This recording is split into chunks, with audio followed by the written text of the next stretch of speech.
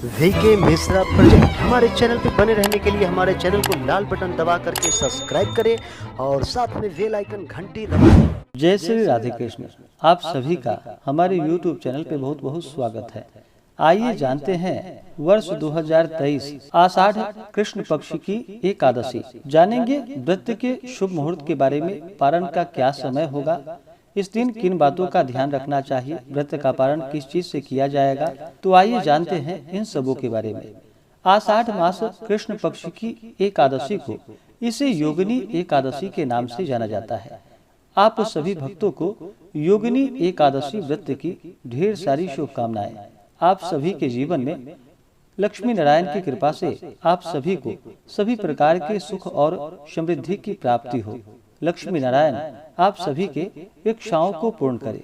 एकादशी का व्रत, जो कि हर माह के कृष्ण पक्ष और शुक्ल पक्ष की एकादशी तिथि के दिन एकादशी का व्रत किया जाता है। इसे एकादशी या ग्यारस व्रत के नाम से जाना जाता है। एकादशी का व्रत भगवान विष्णु और भगवान श्री कृष्ण को अति प्रिय है। जो भी सच्ची श्रद्धा के साथ, नियम और निष्ठा के साथ एकादशी का व्रत करते हैं तो उनके सभी प्रकार के पापों का नाश होता है। योगिनी एकादशी के व्रत में इस दिन विशेष प्रकार से, जो कि भगवान विष्णु, माता लक्ष्मी और इस दिन भगवान श्री कृष्ण के चतुर्भुज स्वरूप का पूजन करना चाहिए। जो भी भक्त सच्ची श्रद्धा के साथ, नियम और निष्ठा के साथ अगर योगिनी एकादशी का व्रत करते हैं तो इस व्रत के प्रभाव से, जो कि कई प्रकार के रोगों और कष्टों से मुक्ति प्राप्त होती है तथा इस व्रत को धारण करने से सभी प्रकार के पापों का नाश होता है और 88,000 ब्राह्मणों को भोजन कराने जितना पुण्य फलों की इस व्रत के प्रभाव से प्राप्ति होती है। एकादशी का व्रत, जो कि हर माह के कृष्ण पक्ष और शुक्ल पक्ष की एकादशी तिथि के दिन एकादशी का व्रत किया जाता है। इसे एकादशी या ग्यारस व्रत के नाम से जाना जाता है। और एकादशी का व्रत, जो कि भगवान विष्णु, भगवान श्री कृष्ण को अति प्रिय होता है। जो भी एकादशी का व्रत करते हैं उन्हें एकादशी व्रत के लिए, जो कि दशमी के दिन से ही व्रत में नियम का पालन करना पड़ता है।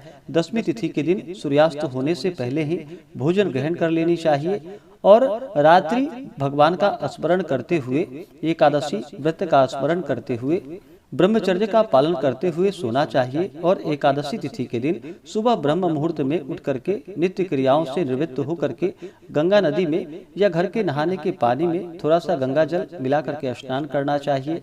शुद्ध वस्त्र धारण करके व्रत का संकल्प लेना चाहिए। भगवान विष्णु से प्रार्थना करनी चाहिए कि हे भगवान विष्णु, आज मैं योगिनी एकादशी का व्रत करने जा रहा हूँ या करने जा रही हूँ। यह व्रत मेरा, जो कि निर्विघ्न पूरा हो, हमें पुण्य फलों की प्राप्ति हो। इस प्रकार से भगवान से प्रार्थना करनी चाहिए। आपके मन में जो भी इच्छा हो, जो भी कामना हो, वह भगवान से कहनी चाहिए। और योगिनी एकादशी के दिन, जो कि दिन रात्रि उपवास रहते हुए व्रत को धारण करना चाहिए और सुबह शाम के वक्त भगवान का पूरे विधि विधान के साथ पूजन करना चाहिए। जो उपवास नहीं रह पाते हैं, जिनका स्वास्थ्य सही ना हो, वो एक समय व्रत में फलाहार ग्रहण करें और भगवान का सुबह शाम के वक्त पूरे विधि विधान के साथ पूजन करना चाहिए। रात्रि जागरण करते हुए समय को व्यतीत करना चाहिए और द्वादशी तिथि के दिन जाकर के सुबह उठ करके स्नान करके शुद्ध वस्त्र धारण करके भगवान का पूजन और आरती कर लेनी चाहिए। इसके बाद ब्राह्मणों को भोजन करवा करके, ब्राह्मणों को दान और दक्षिणा दे करके व्रत का पारण समय के अनुसार करना चाहिए। जो भी सच्ची श्रद्धा के साथ व्रत को धारण करते हैं, कथा श्रवण करते हैं, भगवान की आरती करते हैं, व्रत में नियमों का पालन करते हैं, तो उनके सभी प्रकार के पापों का नाश होता है। व्रत के दौरान कुछ बातों का ध्यान रखना चाहिए। व्रत के दौरान किसी के ऊपर क्रोध नहीं करनी चाहिए। अपने मन में किसी के प्रति ईर्ष्या या द्वेष का भाव नहीं लाना चाहिए। ब्रह्मचर्य का पालन करना चाहिए। तामसिक वस्तुओं का प्रयोग बिल्कुल भी नहीं करना चाहिए। दशमी, एकादशी और द्वादशी, इन 3 दिनों तक शुद्ध और सात्विकता का पालन करना चाहिए और भगवान का पूरे विधि विधान के साथ पूजन करना चाहिए। इस दिन विशेष प्रकार से भगवान विष्णु और भगवान श्री कृष्ण को, जो कि गौघृत तथा मिश्री आदि भोग लगानी चाहिए। इससे भगवान अति प्रसन्न होते हैं। जहाँ तक हो सके इस दिन पूजन के लिए यथाशक्ति, जो कि धातु मूर्ति का प्रयोग करना चाहिए। तो आइए जानते हैं योगिनी एकादशी व्रत के शुभ मुहूर्त के बारे में। एकादशी तिथि प्रारंभ समय जो कि 13 जून 2023 दिन मंगलवार सुबह 9:31 और एकादशी तिथि की समाप्ति होगी 14 जून 2023 दिन बुधवार को सुबह 8:50 पे।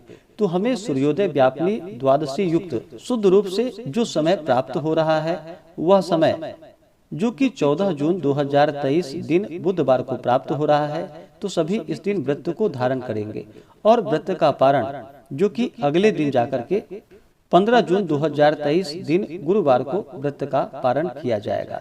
एकादशी व्रत का जो पारण किया जाता है यह पारण हरिवासर समाप्त होने के बाद करना चाहिए। हरिवासर का जो समय होता है वह समय द्वादशी तिथि का पहला चौथाई हिस्सा यह समय हरिवासर का होता है। तो इसके समाप्त होने के बाद ही व्रत का पारण करना चाहिए। द्वादशी तिथि की जो समाप्ति है वह 15 जून 2023 दिन गुरुवार को सुबह 8:33 पे द्वादशी तिथि की समाप्ति है। तो जो भी व्रत का पारण करेंगे पारण का समय 15 जून को जो कि सुबह 5:23 से सुबह 8:32 तक व्रत का पारण किया जाएगा।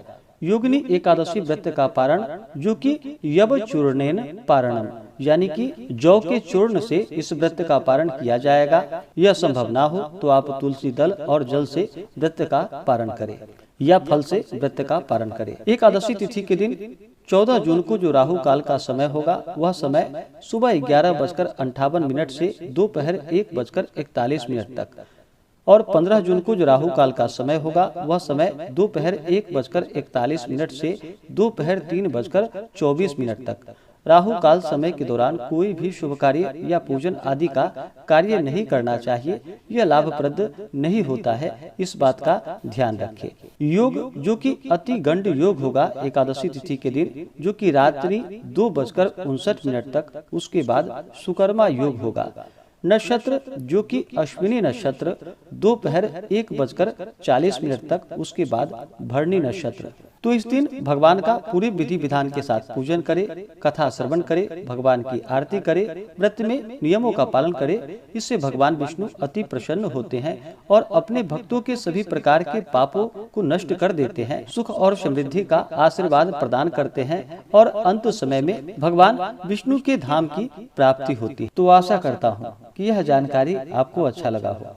ऐसे ही ज्ञानवर्धक जानकारियाँ प्राप्त करने के लिए हमारे इस चैनल पे अगर आप नए हैं तो चैनल को लाल बटन दबा करके सब्सक्राइब करें, साथ में बेल आइकन घंटी को दबाएं ताकि मेरे वीडियो का नोटिफिकेशन आपको समय समय से मिलता रहे।